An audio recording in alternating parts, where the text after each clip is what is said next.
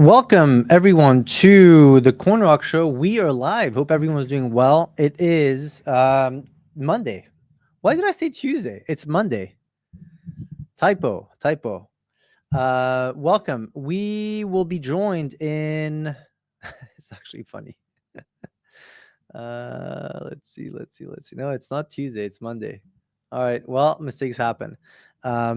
We will be joined in about 10-15 minutes by the VP of Growth at Kraken. It's going to be a very, like all the conversations here on the CoinRock show, very interesting. I say this every time, right? It's going to be a very interesting conversation, but it's always a very interesting conversation. Some of the feedback that we get from welcome everyone. Say hi in the chat here. Let's have a look here. There you go. If you can push this out to the groups, that's cool. Look, crypto is dead today, right? So when crypto is dead, when when no one wants to buy crypto when crypto is dead, it's unbelievable. It's always like that. Humans never change. That's when the biggest opportunities arrive, by the way. So right now, of course, the U.S. bombed Iran over the weekend, which, when you think about it strategically, is usually what's best for the markets in a way. Not best. It's horrible to say that. I mean, oh my God, we could talk for hours about this whole U.S. thing. I said this the other day on the show. I'm very disappointed by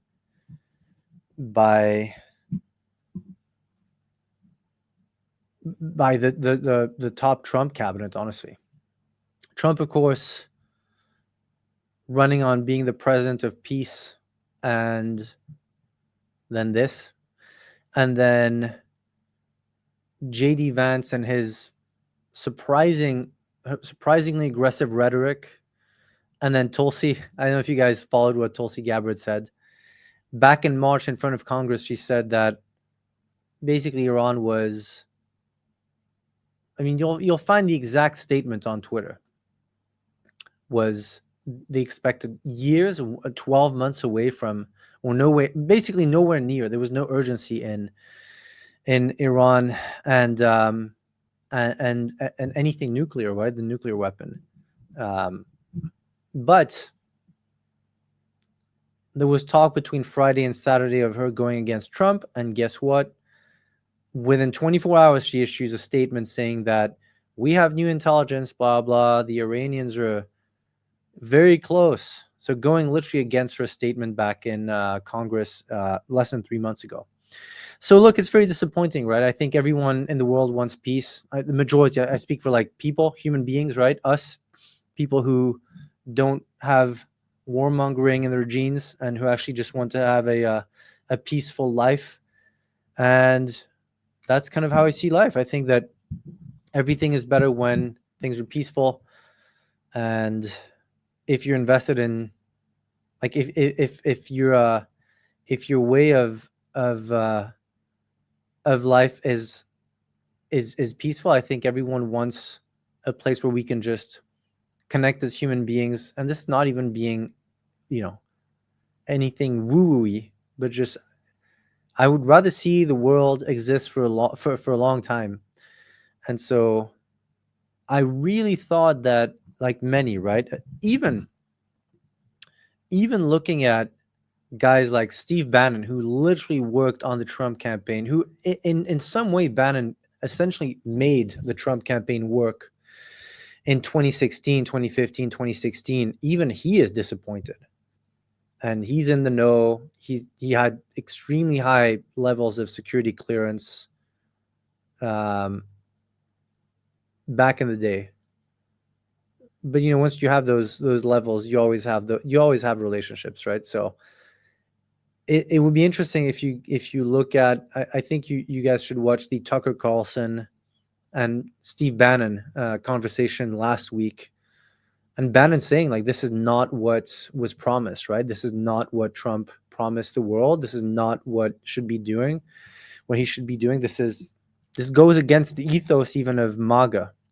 Not that I'm super deep pro MAGA. I mean, I'm not even American, right? But essentially, it's like it goes against the promises made to the people, like putting America first, and now it's not the case, right? How is and now they're trying to stretch the argument of like, oh, bombing this other country puts America first. It's like it's a bit of a stretch, even as a marketer, and yeah, I've been in marketing for 20 plus years. It's a bit of a stretch, bro. But that being said, it really actually impacts your bags, because if you've looked at the last week or so, we were on last week. Bitcoin was at 111, dropped down to under 100. Yesterday, I believe. Now we're back up a bit. As you can see, the bubbles on the day are a bit green. But yeah, I mean, look, it's I think, look, we said this a lot. I think it's going to be interesting to have Matthew on the show here to talk more about what he's seeing when it comes to what's his perspective, being at a one of the biggest and best centralized exchanges. But the main thing is, we're going to be chopping here for a while. This could be a summer of chop if this continues. The only way out of this chop is, well, remember a few weeks ago, do you guys miss the tariffs talk? Like, do you guys do you guys remember how tariffs were like a thing? And it's like, why are we talking about nuclear war? Can we just talk about tariffs again?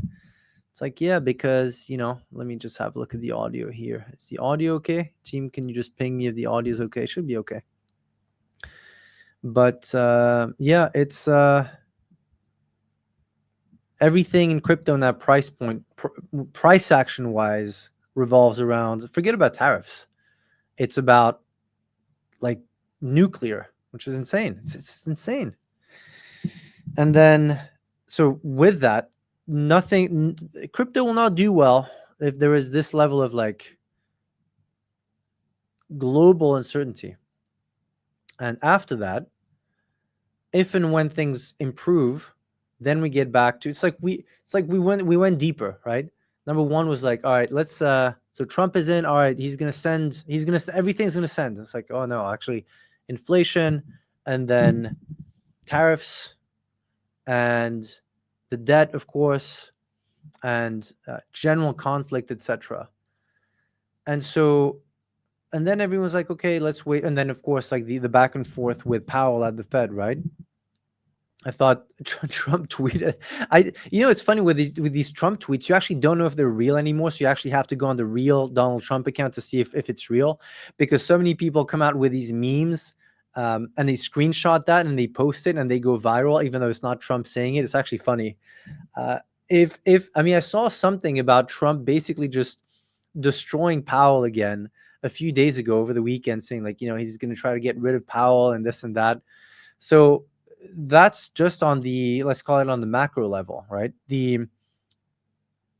As long as those issues are not taken care of, we'll be chopping. I mean, you'll be lucky if we're chopping, if this is like months of nuclear war, yes or no, nuclear war, or nuclear threats. Oh, like another bomb. Oh my God, are they sending troops and this and that? It's like Bitcoin sitting at 102 and ETH at 2200, dipping. I think ETH hit 2100 over the last 24 hours. Bitcoin, I think, dropped under 100. I mean, there's bigger issues at play than just price action, right? Alts, of course, are getting destroyed. So it's if we don't see any resolution on the geopolitical side, this is going to be a bad summer price wise.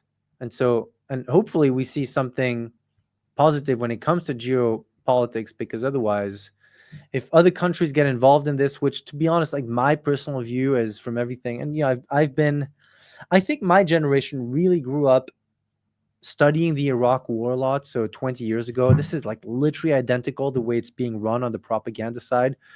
I posted on Instagram a story yesterday. It's like, it's literally the same, like the same language.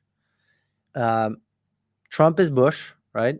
And Colin Powell was, now Tulsi Gabbard basically is Colin Powell. It's like, oh my God, this is very annoying. I thought that, you know, especially this is 20 years in. Welcome everyone. By the way, we have we'll be getting into, we have Matthew joining in a few minutes here. Matthew, who is VP of Growth at Kraken. Really cool conversation coming up. So we'll get into that in a few minutes. But yeah, if we see this global uncertainty in countries literally playing with these nuclear warheads, your bags are not going up, guys. I mean, it's it. Maybe Bitcoin grinds up, maybe due to institutional buying and pressure. But again, yeah, we were at 111 last week, hit 19.9, so down 10-12%. So it might be a long summer if we don't see anything positive on the war/peace side. I'm very much pro peace. I hope that they actually get to the negotiation table. There's a lot of rumors of who left the negotiation table, etc. I mean, it's a never-ending conversation, and I still have hope that the warmongers don't win. But unfortunately, they tend to win a lot, right, over the last 20 years. So I don't know. No one knows, right? That's why all these guys are talking, and that's why back channels are very active. I don't know if I said this publicly, but I have like several friends who are very high up in intelligence, and you know, it's worrying. It's worrying is kind of the, like, word on the street, and things are extremely volatile. So with that being said, it does impact directly what you hold. A lot of questions and talk on Twitter about, is this over? Like, meaning, is the market over? Do we see something maybe after the summer? So that's why I think it is a good time to have Matthew join. Matthew is backstage. Let me just check in with Matthew, and we'll bring him on in a second here. Matthew, give me a thumbs up if you're good on the audio and video side. Okay, good. So I'll take a quick, like 30, even less, like 10-second break, shift the look here of the visuals, and we'll come back with Matthew and talk about macro shifts, what he's seeing at Kraken, and just go with the flow. So stay tuned. It'll be a good one. And share this with other groups and different groups in the meantime. This is going to be a good conversation. Hey, Matthias here, and if you're enjoying this and want access to even more alpha, early stage deals and opportunities, and also behind the scenes insights on the markets, hit the link in the description and make sure you're subscribed. It's free and it puts you ahead of the curve. Let's get back to the show.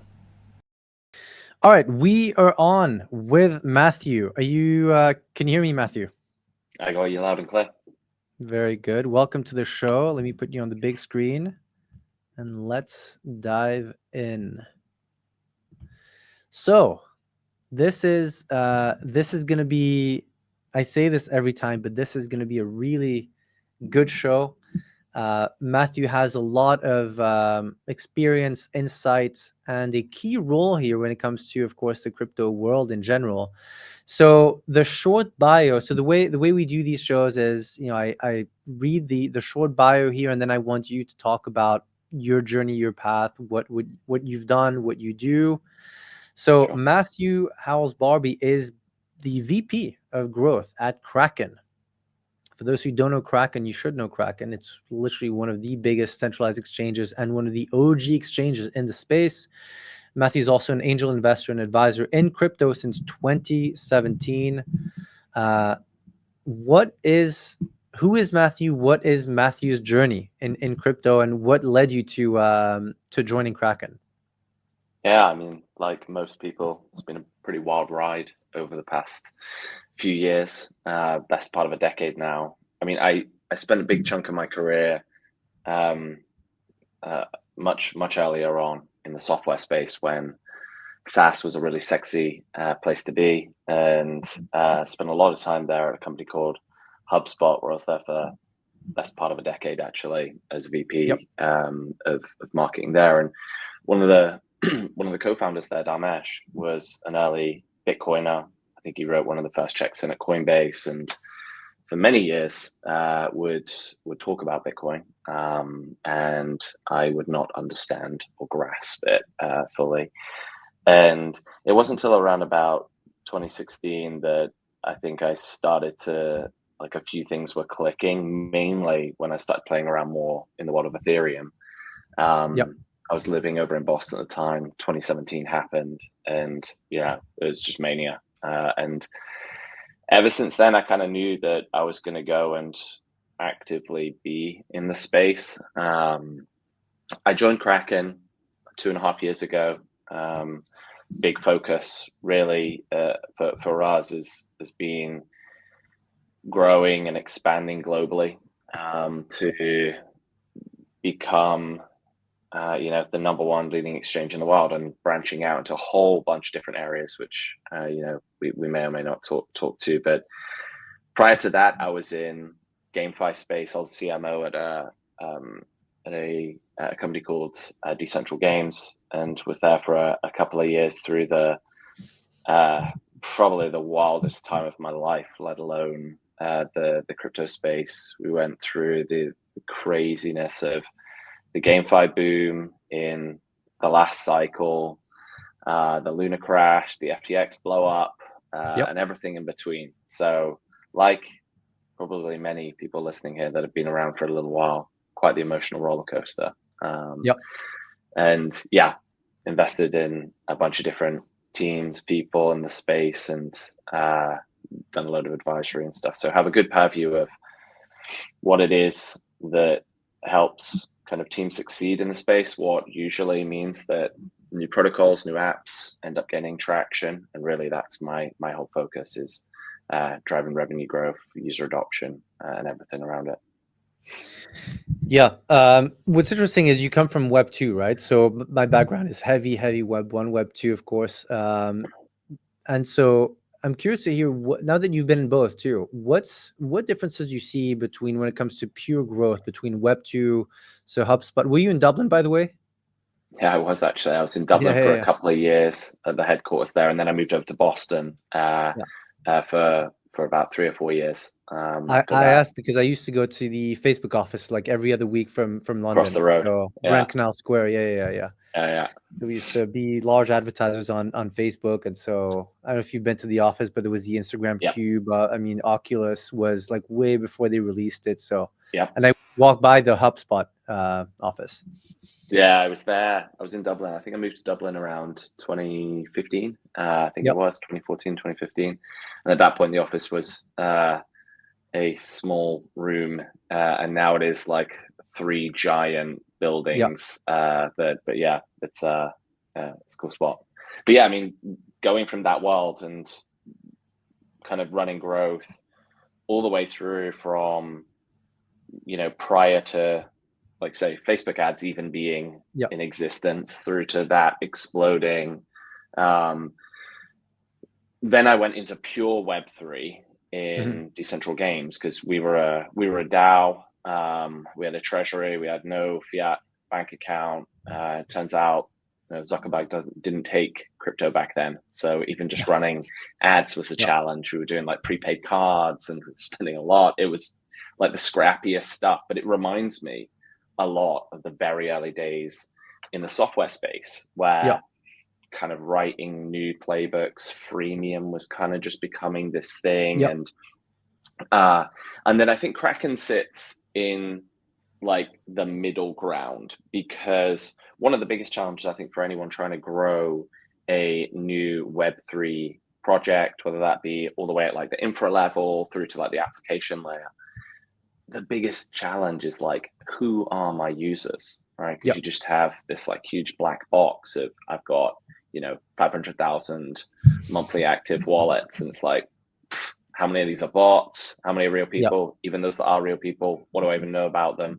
And then you got like the Web 2 world, which is like on the reverse end. It's like they crave all the information that Web3 companies have at the wallet level, but the Web3 teams don't actually know the identities of those people. Web2, you know all the identities, you know a lot of the interests, things like that. but you don't have access unless you're in maybe fintech. The Yeah. access to their financials, their spending, the behavior that they have at the transactional level.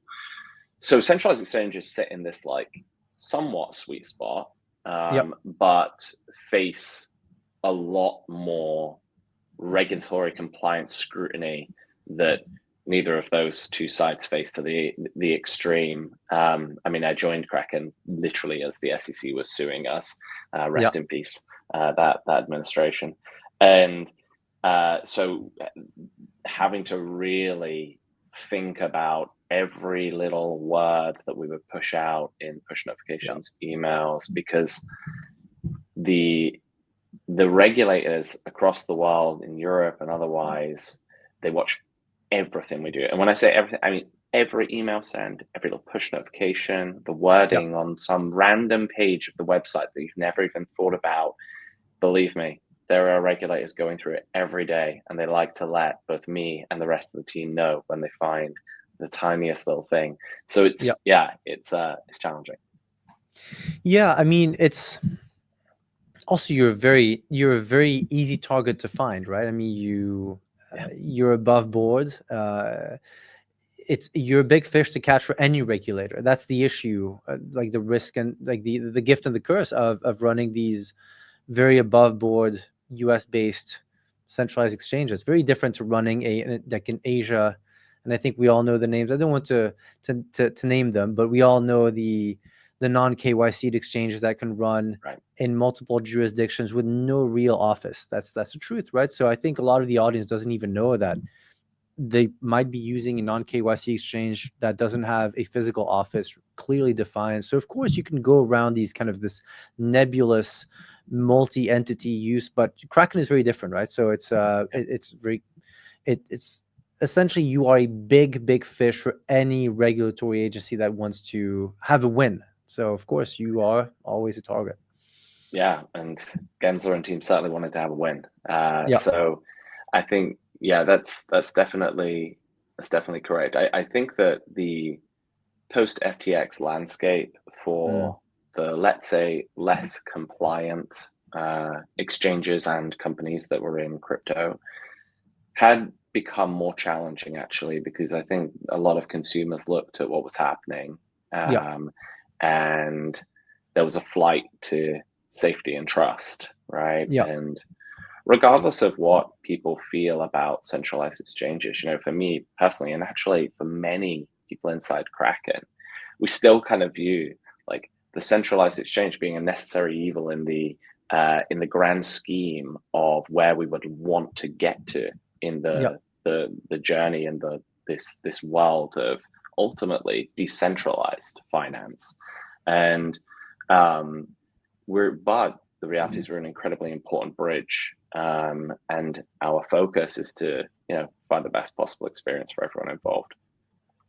Yeah, I think that it opens up a very interesting conversation, which is, do people really want to look after their own keys? There's pros and cons, but there's also a lot of downside in needing to look after everything related to your own keys and wallets and this and that. And if you ask the average Joe down the street, does he want to know how all these, it's a big barrier um, that keeps mainstream, that makes Kraken or other apps just much easier to use than, okay, I need to learn what a seed phrase is. Seed phrases. Yeah.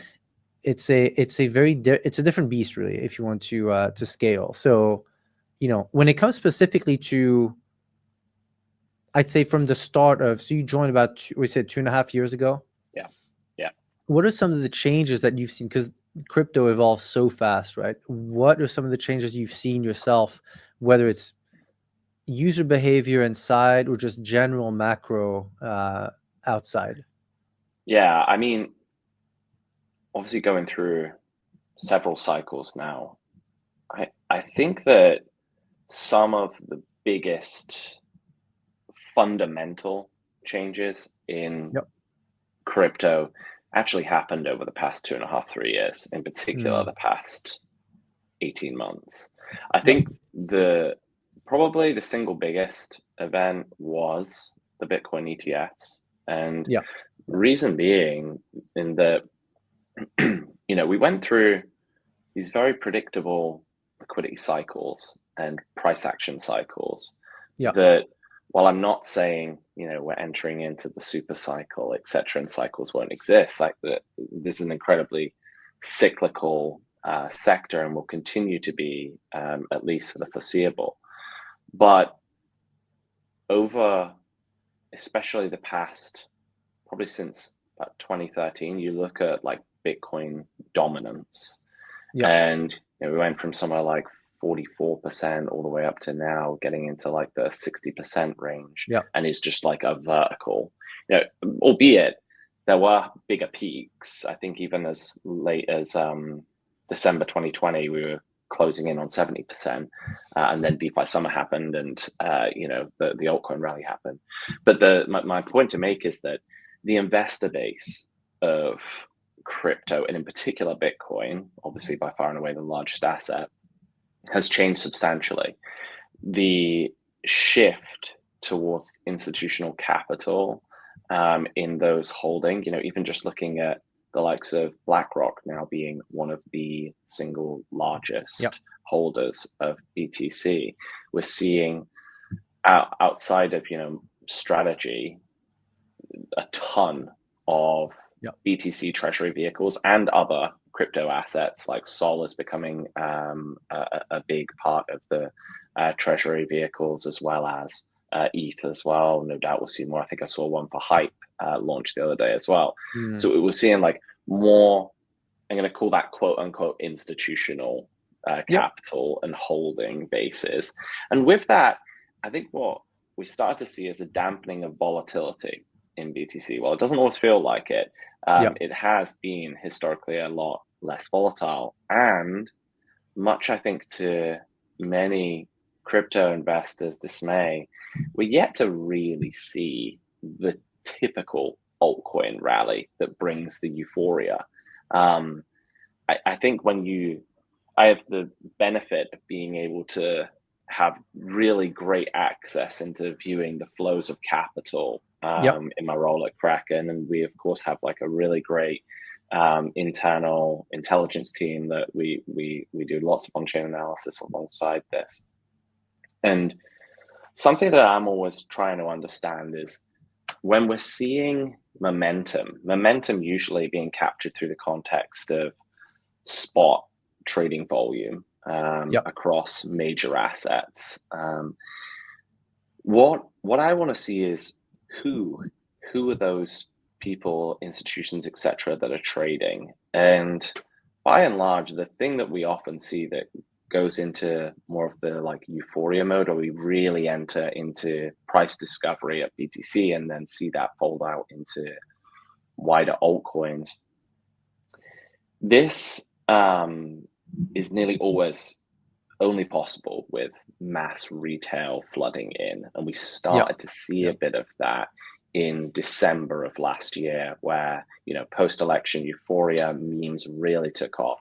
And then we saw the Trump coin launch, and it kind of sucked liquidity from everything else. And it was also just in the bad timing of, now we've entered into this phase of macro uncertainty with tariffs, like I think you were mentioning previously earlier on, and now the prospect of more conflict, which was contrary to what a lot of people thought it was going to be.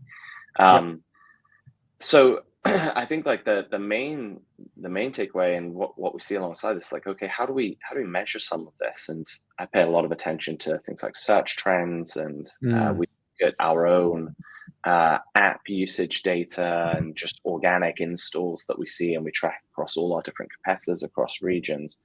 The thing that kind of blew me away really was May, because May, by all measures, should have been a period for like a takeoff in euphoria. We started to close the book a little bit, momentarily at least, on the fear of tariffs. And there's this like renewed idea that actually, the quote unquote taco trade is a good one to bet on. And we saw BTC break through into price discovery. The problem being that it kind of tapped out at about 110K, and it's just not, even entering the news cycle, even on very pro crypto outlets that are more mainstream media now, which to even say that phrase is amazing to be able to say Yeah. in the likes of Bloomberg, which I really respect the coverage that they do. They barely mentioned BTC all-time high. It's not breaking regular news cycles. Very little change in search demand in Google for things like even Bitcoin, on trends, just general trends. Nothing. And it was really interesting. Like we obviously saw a bump in our numbers, but nothing from what we would have generally expected across all the indicators that we usually follow. And I really think that we've got a lot of people still sitting on the side, waiting to come in. And I think there's just a lot of uncertainty right now, but in the same sense that where I think this is very different from last year, it's still easier to be bearish than bullish, I think, in a general macro perspective right now. There's a lot that you can point to say, why could things get really bad? Dropping a giant payload on Iran doesn't help that.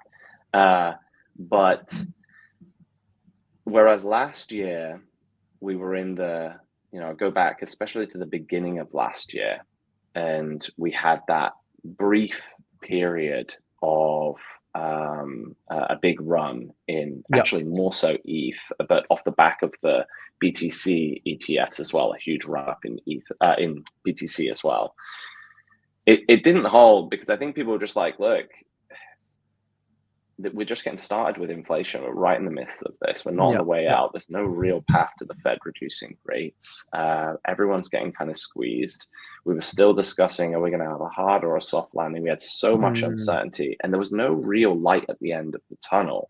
And at that point, it was an extremely contrarian take to say that Trump was going to get in as president by all measures, right? So I think when you look at today, regardless of what you think about Trump on a political level, if we just look at this from like, what does that mean for crypto and other risk assets and tech? Well, it means deregulation, which is inherently bullish. We are on the way out of non-manufactured inflation. What I mean by that is, tariffs. I think if we see a spike in inflation, it is going to be tariff induced more than anything else, which can be reversed.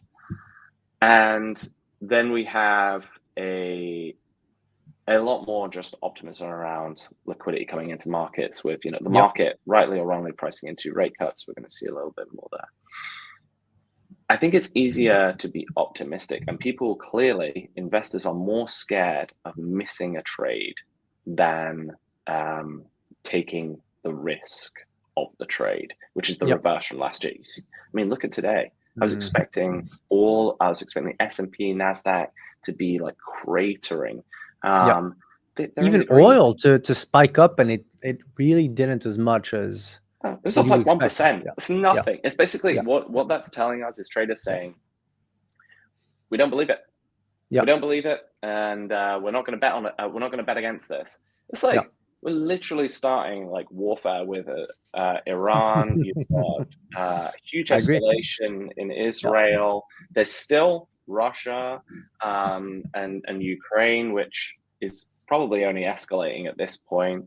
We have trade wars globally. So there's so much uncertainty. It's actually miraculous that there is so much optimism in the market right now. And my feeling here is, if there's that much optimism and we see some of these things materialized, it feels like the market's a coiled spring. But I don't anticipate all of a sudden we're just going to rip through this summer and we have euphoria mode. I think there's probably a bit of less so pain, but certainly chop ahead. And we've been range bound for quite a while, which is challenging environment for traders. Yeah, I literally have been saying word for word what you said since January. I agree. There's it's almost surprising. I shared price just before the the before you hopped on, Bitcoin at 102 or 103 when like the weekend, like they literally bombed one of the supposedly nuclear arsenals of a major country that can trigger a massive global war, right?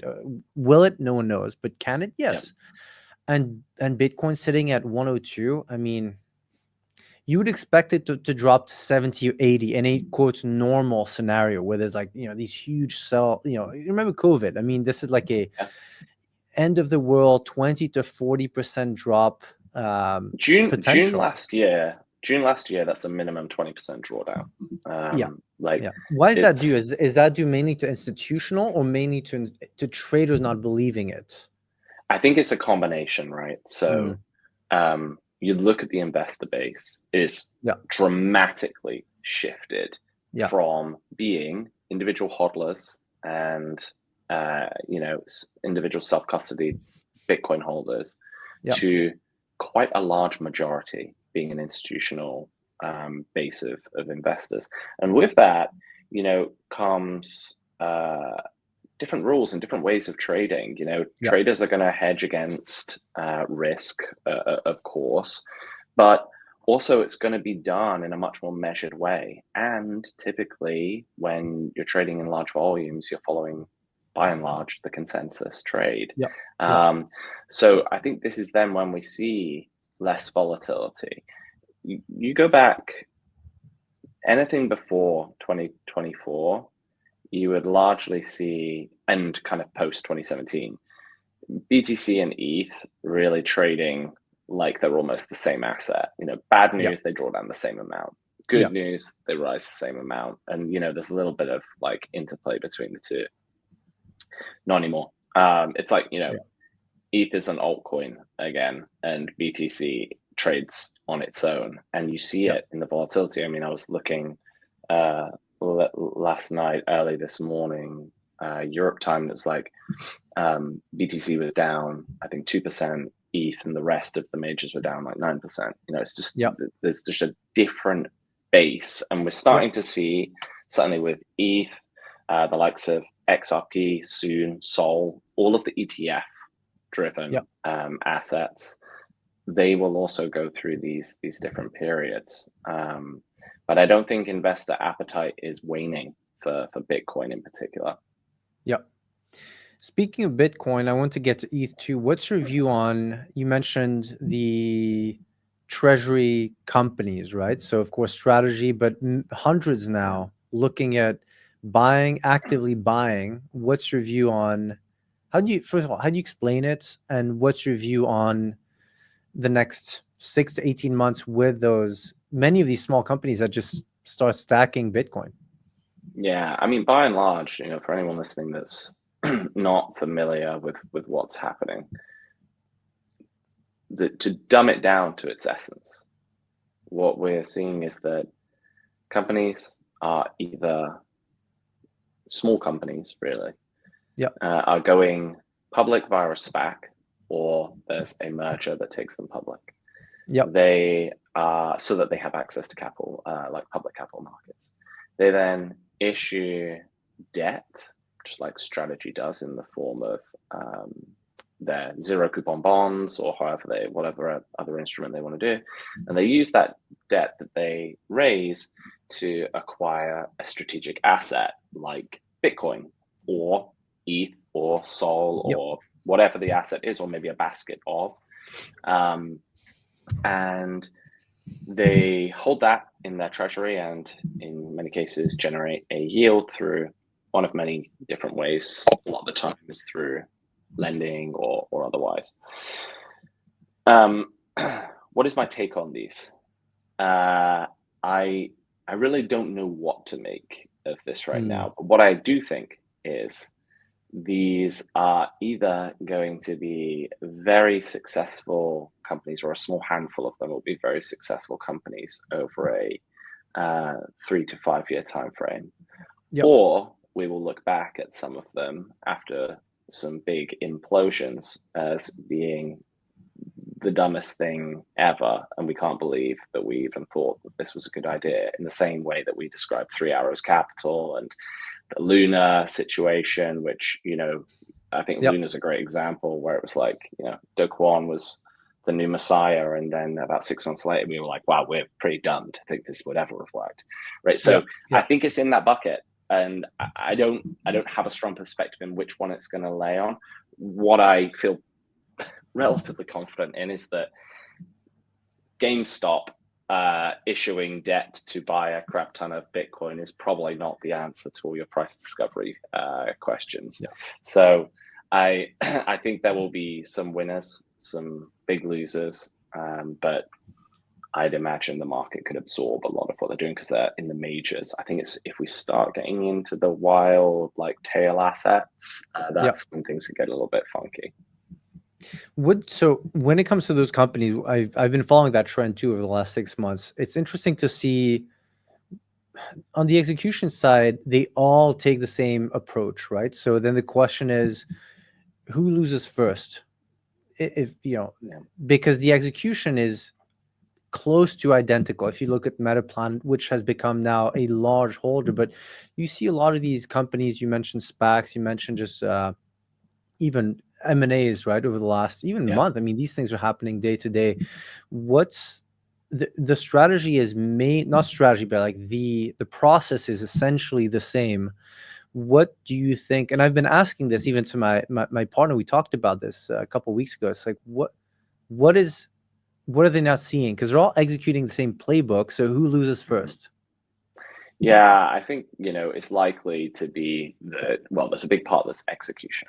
Right? Sure. There's a lot of moving parts to this. Timing, the financial structure of like the debt instruments that you're using, and everything that comes in amongst that, I think is a big part. Operationally, these companies that have existing businesses that they're also trying to run like a treasury strategy through can also add some like additional complexity.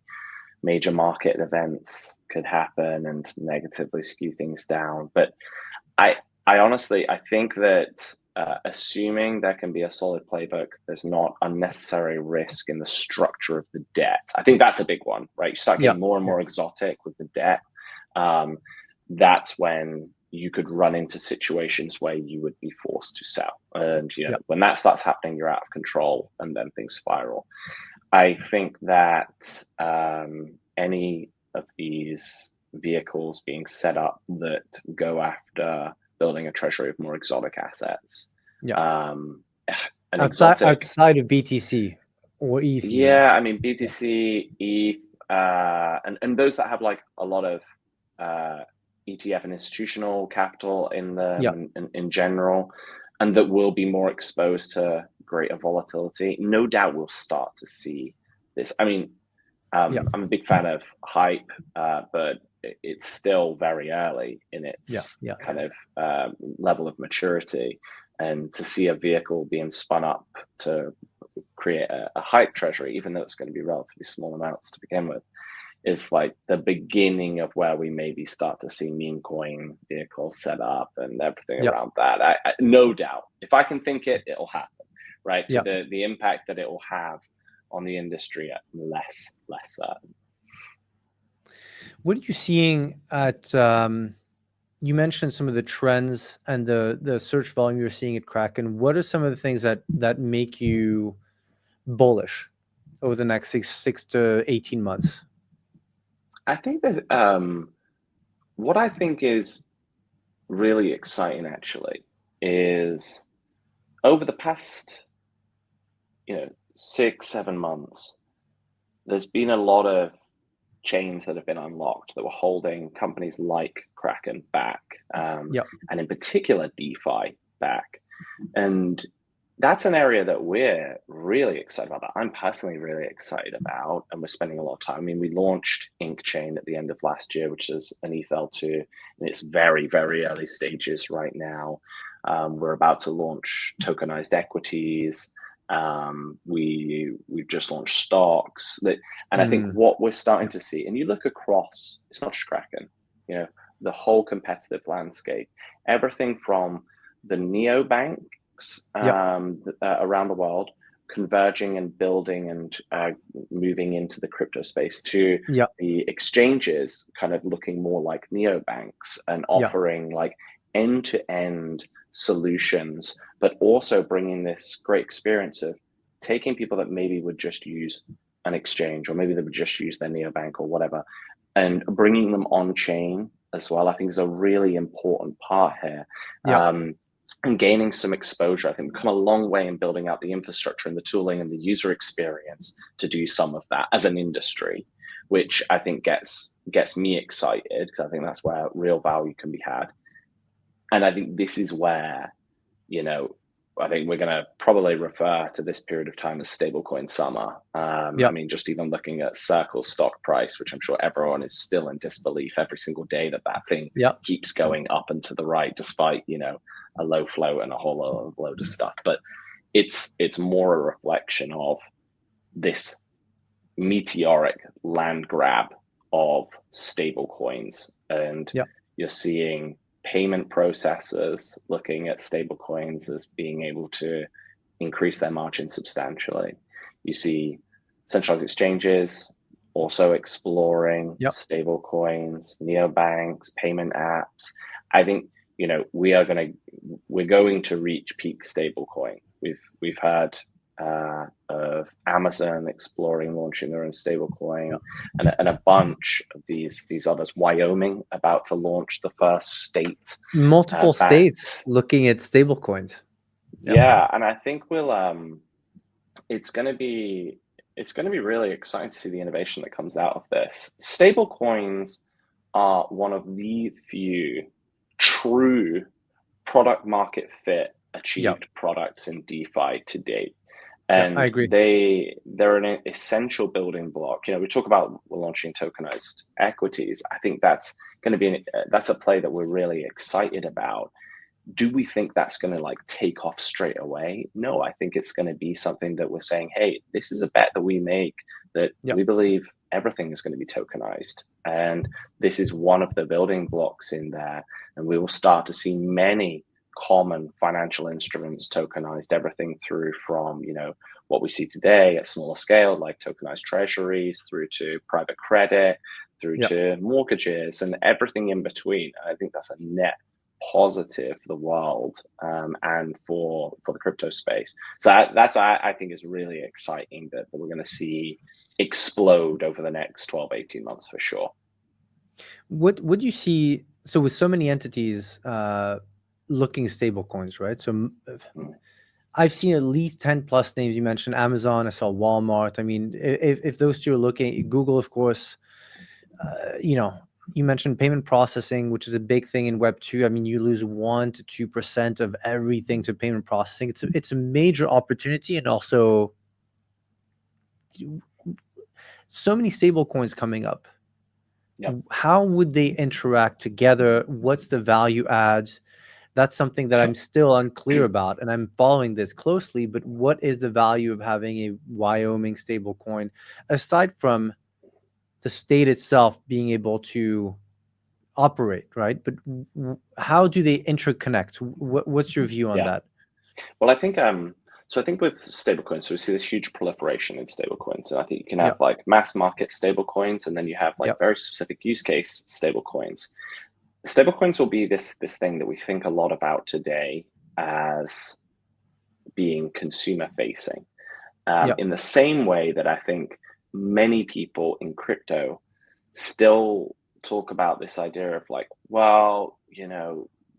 users aren't going to come and use Ethereum or Base or Ink or Optimism. They want this very specific L2. It's like, no, guys, no one's going to know what chain they're on, right? It's going to be I agree with that. Extracted, abstracted away, and they're going to have an experience in an app in the same way that, when someone is playing a mobile game, they don't know what coding how it's built, language code, is being used, how it's built, the inner workings. Whereas in the early days, that's oh, that's the forefront of everything.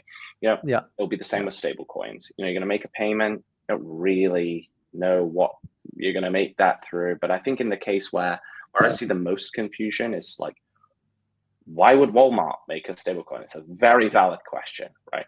But I think the way you can think about this and the way I imagine this working is a great use case for this is almost thinking about like Walmart stablecoin as their loyalty program. And I think, it's for all intents and purposes, it's going to be kind of one-to-one in the same way as, if you look at airline rewards, and whether it's like, I fly BA and have like Avios points, and it's like, that may as well be, and I think in the future we will have tokenized airline points.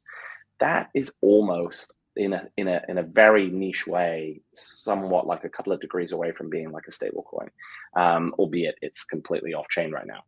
And what we'll see with things like Walmart is, they'll incentivize their users to use their app to make purchase, for example, right, which exclusively trades with their stablecoin. They probably won't hero too much on the stablecoin, but if they keep, funds inside the app in their Walmart wallet, right, they get exclusive discounts, and what it enables Walmart to do is earn a yield on these customer balances, as well as create a sticky moat for them, so that they're coming into this product only. From the consumer's perspective, they're like, I don't know, I just I just ordered Uber Eats. I don't know who delivers it. I don't know. I don't even know how that happened. And actually, sometimes I don't even know what the restaurant was. I just click the thing that looked nice. This is the world I think we're going to get to. But the beautiful thing is, it's not going to be a black box. It's going to be very public and transparent if we want to open that box up.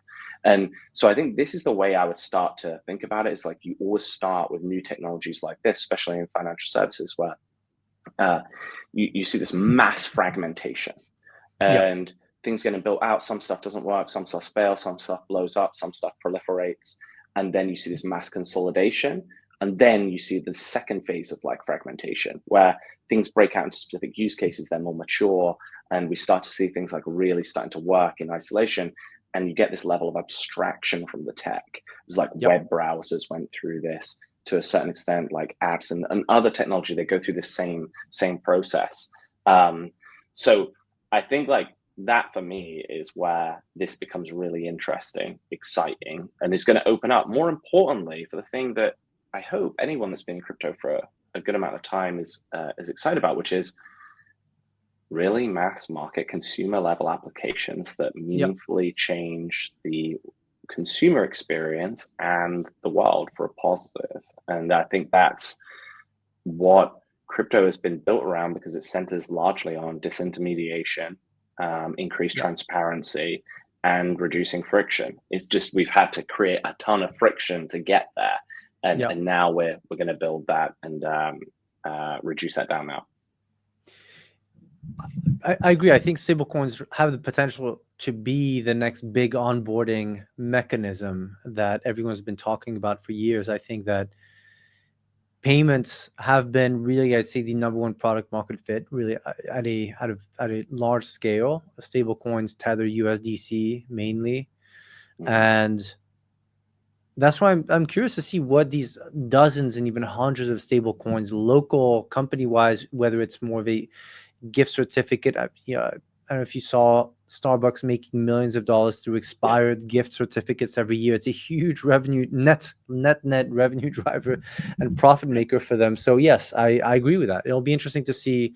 Also, I think because it's so new, they're making it up as they go, because they don't know. They were looking for advice today, And I think we're going to see, that's why I think we'll see a load of really interesting innovation that starts to happen, because there's just certain things that we've never been able to do because of the constraints of the traditional financial services sector, especially when you open up into like cross-border, that will now become possible. And I think hopefully that benefit really passes on to the end user. And I think we're starting to see that a lot with stablecoins in this high rate environment, where many of the best places to park your cash are in places like Kraken and other like crypto native companies, where they can just pass on the great yield that they're getting.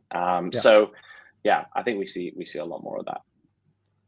Speaking of apps, you mentioned all these different apps, right? Some coming from a pure crypto heavy background, and then kind of morphing more into a neobank style, and the going up and down the chain, up and down the chain for some, depending on where they start from.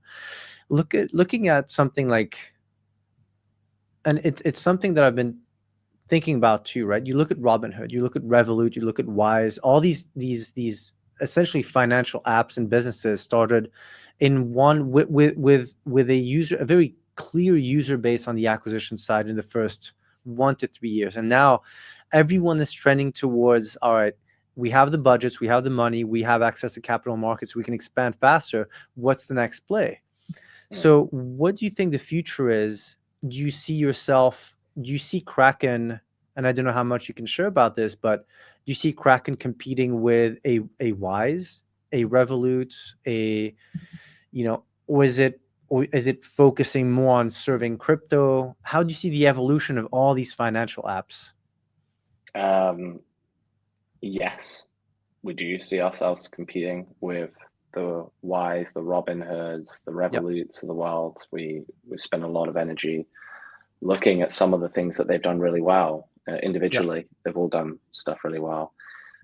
So I think, yeah, Mm. that's an area where we will play, whether that be through like our core Kraken experience or through products and offshoots of our product that we build separately for different Yep. users. And then separately, I think, while it's good to pay attention to what competitors are doing in the space, we want to stay true to some of our roots Yep. in kind of pioneering down new paths and maintaining a focus on the core mission, not being too tied to one thing, but whether we ultimately, we are a financial technology business, but the route through which we power everything is through crypto, whether that Yep. be through the liquidity, through the rails, and everything in between. And this is what enables us to build more great on-chain products, more great consumer experiences that may be completely abstracted from crypto, but ultimately utilize it some way to deliver a value add for customers. So I think it's really the answer is yes, and there's a real land grab across all of these different areas. But I think we want to make some measured bets to do stuff that, people that haven't been done before. I think things like tokenized equity is one small example, right? Where it's like Yep. this thing is either going to like really take off and do really well, or it's going to be a complete failure. But we want to take a mix, take a risk on that, and we believe it will pay off. Yep. What's your view on the market? So two last questions because we're getting to the 45 minute mark. I have a question that I ask every single guest because the audience loves talking about price action. But what are you the most excited about when it comes to just anything? Kraken, what you guys are building, just the broader market. What are you excited about in the market? Yeah, I think there's a lot to be excited about. I think we've started to see, um, especially the end of last year, a few different apps that really started to break through into the mainstream. I think, like, one good one was Moonshot, which Yep. many people use to capture and play on the meme coin craze. But I think that we're starting to see that when UX can be done really well, you really can capture the attention of Yeah. regular consumers and bring them into the world of crypto. Now, not necessarily that I would say like I'm super excited about meme coins per se, but I think this is something that where we're investing a lot. I think Mm, also, I've talked about it a lot, but tokenization, it's been something I've been really interested in. I think once we start to see more and more ways in which the different DeFi building blocks can be built out around things like yeah. tokenized bonds, tokenized private debt and credit.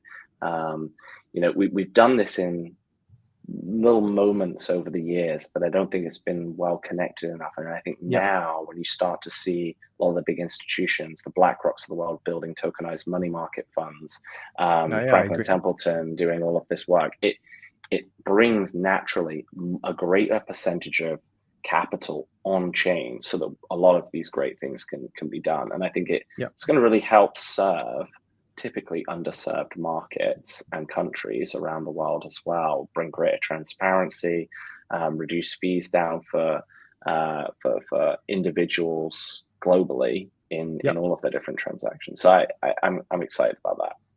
Okay, cool. And we'll link all the different apps and everything that you different resources that you mentioned on the show. Last question: price action. What are you seeing? What is your closest estimate for Bitcoin and ETH, or anything you want to throw out there in terms of price for the next 6 to 12 months? How high do we go? What's your take? We're only up. We're only up. No, I think as many guests, I imagine, try to steer away from exact price predictions. What I will say is, and this is always NFA, by the way. So this is just like a personal opinion. Complete NFA. And if you've tracked any of my trading history over the past, you'd absolutely treat it as NFA. But I do really firmly believe that we have absolutely not even come close to the peak of this cycle right now. I think the catalyst that really starts to get us there, assuming there's no another giant nuclear war that happens, is when we begin the rate cutting cycle. I still, if someone has a gun to my head and says, what's going to be like the best time of 2025, I'd probably say Q4, right? Because assuming that inflation doesn't go out of control, we're probably going to have at least one rate cut, I would hope, and hopefully that happens in August. Not out of the question that we get a second. That would be real upside. So I think Q4, Q1 next year, if we don't break all-time highs for BTC, I'd be very surprised. ETH, I'm like an eternal bag holder of ETH. ETH is just, I feel like ETH will spike me. So maybe the day I decide to give up and sell. Yeah, it'll spike when you sell. It's all exactly. So watch my bags for when I sell my ETH, because that's when we're going to rip past the 5K mark and go into only up mode. But God knows with ETH. One day. Yeah, I agree. No, I agree with the Q4, Q1. I think there's real catalyst, big catalyst. I think it's easy to be depressed all the time looking at the timeline, but I think better days will come. We've got to zoom out. Look at, I think if you're ever feeling a little bit down about like sideways price action, zoom back out and just jog your memory all the way back to, that really long time ago, which was the end of March, just a small period ago. Things looked way worse back then, and we rebounded. So I think there's a lot to be positive about. Yeah. Matthew, thank you for coming on to the show. We will definitely have you back. Let's wait for the next uptrend, say Q4, and we'll have you back to talk more about like the macro and everything. Thank you everyone for joining the show. We'll put all the notes and links discussed here around the articles and the clips. And Matthew, will have you back. Thank you everyone, and we'll talk soon. See you guys. Hey, thanks for watching. If you got value from this episode, you're going to love what's coming next. So subscribe now. We drop new episodes and videos several times a week featuring power players, market movers, and insiders from the financial world. And if you want access to deals and insights we only share privately, hit the links in the description and we'll see you on the next show.